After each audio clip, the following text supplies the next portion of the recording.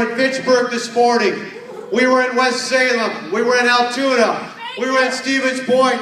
We were at Schwabenon. And now we're here in the south side of Milwaukee. We're not conceding any vote anywhere across the state of Wisconsin. I'm here tonight to ask for your vote to move Wisconsin forward.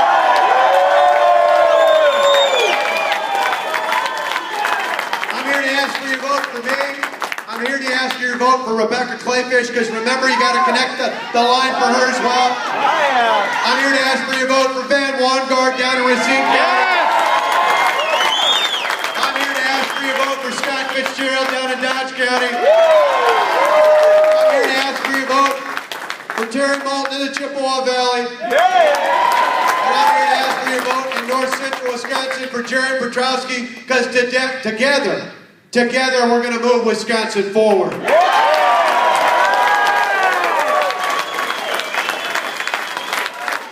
thank you all not only for coming out, but thanks for all the hard work. Brad talked about it. You know, we've made millions of calls from volunteers all across the state. We've made millions of contacts with voters, but we can't let up. We can't let up. In less than 22 hours, the polls close. And every vote counts. Every vote counts. Not just Republicans, not just conservatives. We need independents and a whole lot of discerning Democrats to join our side, because together we can move Wisconsin forward, right? You see, there's a lot of voters out there. A lot of voters out there kind of scratching their head, wondering what this recall is all about, right? Because it's certainly not about the things they said it was about last fall. I mean, think about it. They don't talk about our reforms anymore. Why? Because they're working. We documented more than $1 billion worth of savings for the hardworking taxpayer. That led to the first time in 12 years that property taxes actually went down. Thank on you. a median valley home. That's good for senior citizens on a fixed income. That's good for working families. That's good for small businesses. That's good for moving Wisconsin forward. It's good for me. We took a state that a year and a half ago had a $3.6 billion budget deficit, and we turned it into a surplus without raising taxes, without massive layoffs, without cuts in things like Medicaid. In fact, I put more money into Medicaid, the program that funds Badger Care and Family Care, than any governor in Wisconsin.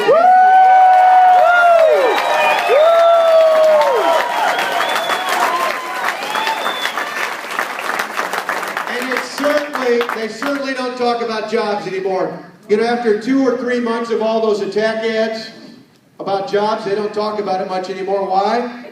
Because the facts show that Wisconsin added jobs in 2011. We're adding jobs in 2012. Since I've been sworn in as your governor, Wisconsin's added more than 30,000 new jobs.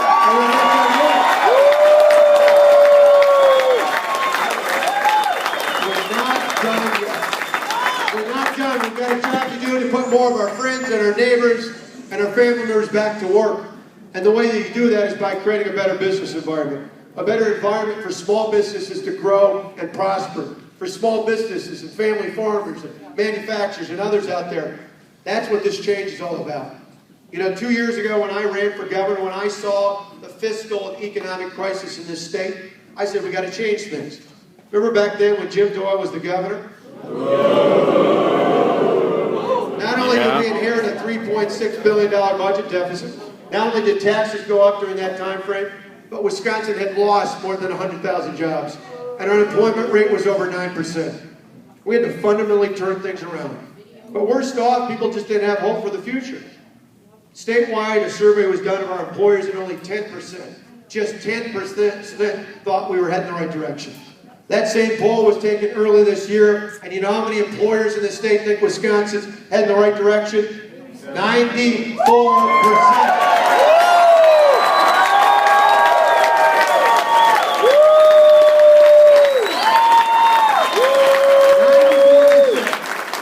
Now we don't know what's wrong with the other 6%. We got some work to do, but 94% of our employers believe we're going to go in the right direction, and they're ready to add more jobs.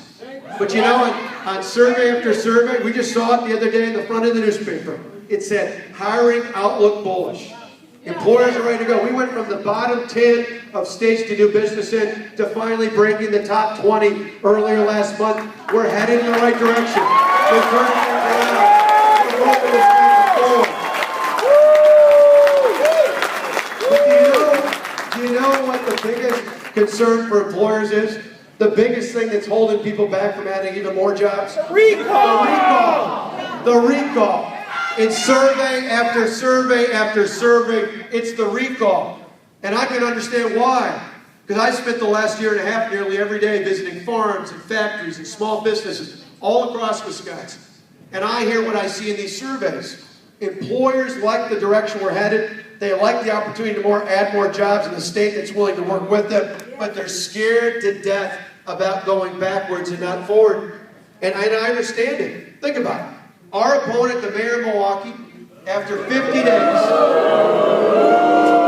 more than 50 days has passed since he was first asked what his plan would be to balance our budget, and today he still doesn't have a plan. And just this week, he told a reporter that he doesn't have a plan for economic development. It's part of the reason why, we're generous. We're generous. This is not about personality. This is about the facts. This is about substance. This is not about personality. We're not going to get down in the dirt and in the gutter like they have been. We're going to talk about the truth and the facts because we want to stay forward.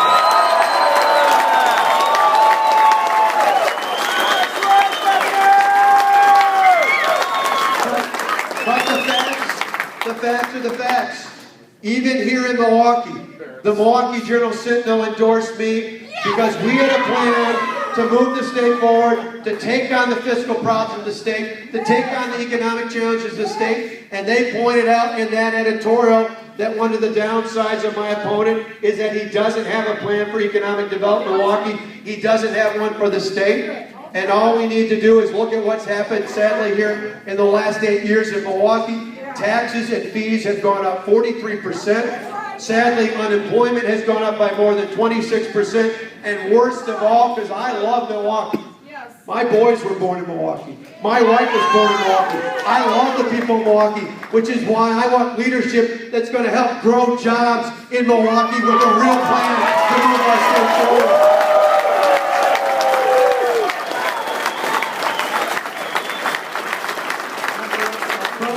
We don't do it with more big government. We don't do it more taxes. We don't do it with more big spending. We do it with a plan to move Wisconsin forward, and that's exactly what we have. That's exactly what we have. But I, again, need your help. I need your help tonight because we've only got a few hours left. The polls open tomorrow morning. Just a few hours from now, in less than 22 hours, the polls close. Polls show us ahead. But I was just up in the shadow of Lambeau Field earlier this evening, and I said, borrowing from the Packers, we can't spike the ball on the 10-yard line. But we got to get it all the way through to the end zone. We got to get it done, and we got to get it done, and we can. Because the truth is on our side. If we get the truth out, I believe not only do we get Republicans and conservatives, I believe you can get independents and even some Democrats out there. Because I've heard from them this past week. I had a woman come up to me yesterday at a dairy breakfast and say, I voted for your opponent, but I voted for you because you had the courage to take on the tough problems.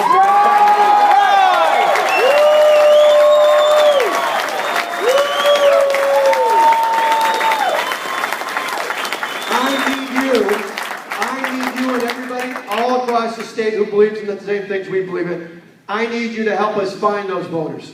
I know that they're your neighbors. You're your friends. They're people you go to church with. They're people you work with. I need you to help us find them and get them to the polls by 8 o'clock tomorrow night. You got it. Because this race is too important to let anything fall by the wayside. It is too important not to take it all the way through the end zone. And the reason it's so important is, when I heard that woman, I said, it amazes me. And I heard a guy the other day at a factory and other people along the way who told me a similar story. People who tell me they've been raised Democrats. They voted Democrat in the past, but they're voting. One right here. She's waving her hand.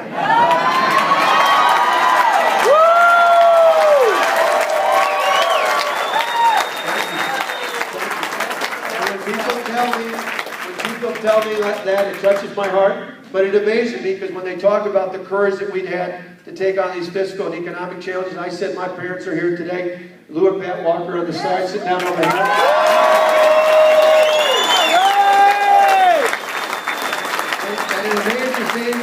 And it amazes me because my parents, like your parents, raised us where you keep your word. That's right. So it amazes me that politics is the only profession where you get called courageous just by keeping your word. We kept our word, we kept our promises. One of the great things we plan on doing, and I love the signs that say, we stand with Walker. Well, let me tell you, after tomorrow's election, with your help, when we win, you can stand with me tomorrow on election day, because I will continue to stand with the hard-working taxpayers of Wisconsin.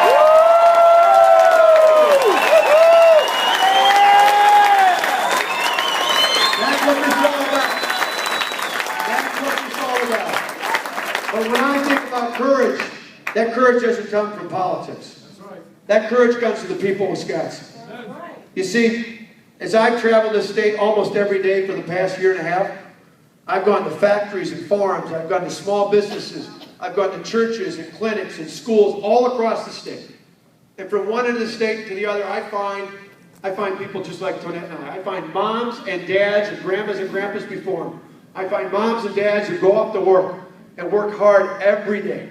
Who work hard not just for a paycheck, not just to put food on the table, not just to put clothes in the backs of our kids. I find moms and dads just like Tonette and I who go to work and work hard every single day for the same reason we do. That's because we love our kids and we want them to have a better life than the one we have. That's right. That's right! Woo! I get asked all the time, what inspired you to take on the tough challenges you took on over the past year and a half? They're standing on stage with me right now. Their names Matt and Alex. Matt and Alex.